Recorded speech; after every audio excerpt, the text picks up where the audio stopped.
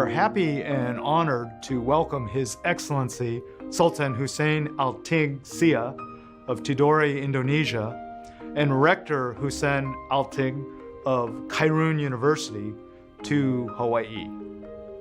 This is part of our USAID project here at the University of Hawaii on building disaster-resilient communities through training and education. We have partnered with key organizations such as Hope Worldwide and disaster management agencies to study hazards and threats and incorporate the latest science and technology into our workshops and training classes. In addition to working with many universities and NGOs throughout Indonesia, we have been focused on Eastern Indonesia, traveling 2 years ago to Ambon, and then last year to Ternate and Tidore, where His Excellency received us at his palace, and we discussed many critical issues related to natural hazards, resource management, and urban planning and development, especially in hazard-prone areas, exposed to volcanoes, earthquakes, tsunamis, landslides, flooding, and many threats exacerbated by climate change and sea level rise.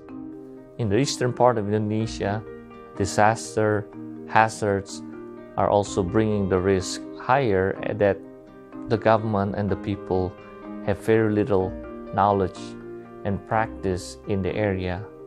And that inspires us to think about how can we help the community better by helping them reducing their risk. And that is the reason why we decided to focus in North Maluku and the eastern part of Indonesia. Obviously, we share the Pacific Ocean.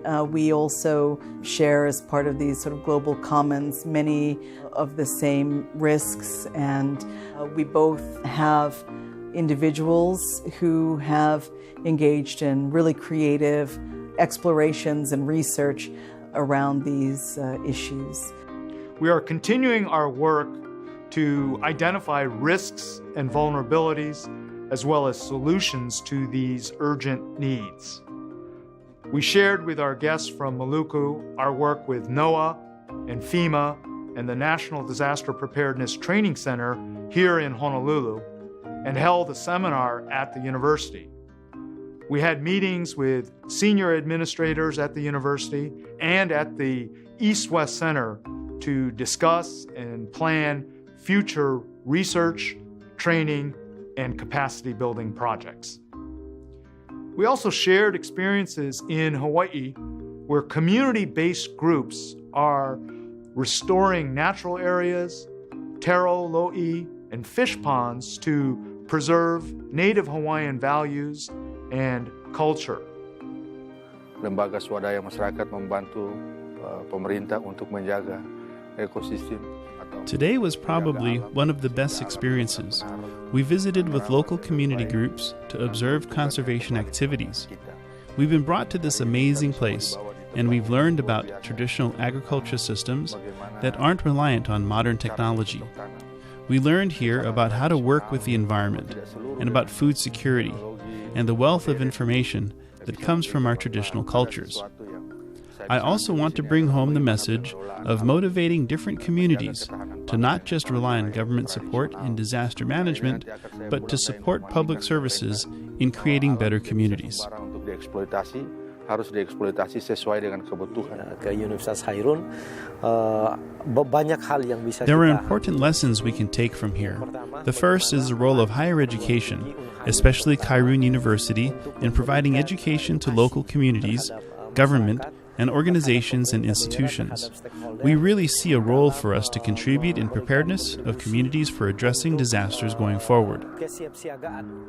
Next summer, we plan to return to the region, working with universities in North Maluku. In the late 90s, this region experienced sectarian conflict when thousands of people were killed. Homes and villages and mosques and churches were burned and destroyed. So in addition to the many natural hazards, there's the threat of social conflict. Building resilient communities who can work together is the pathway for peace and prosperity. These are important lessons and practices, not just for Indonesia and Hawaii, but for the world.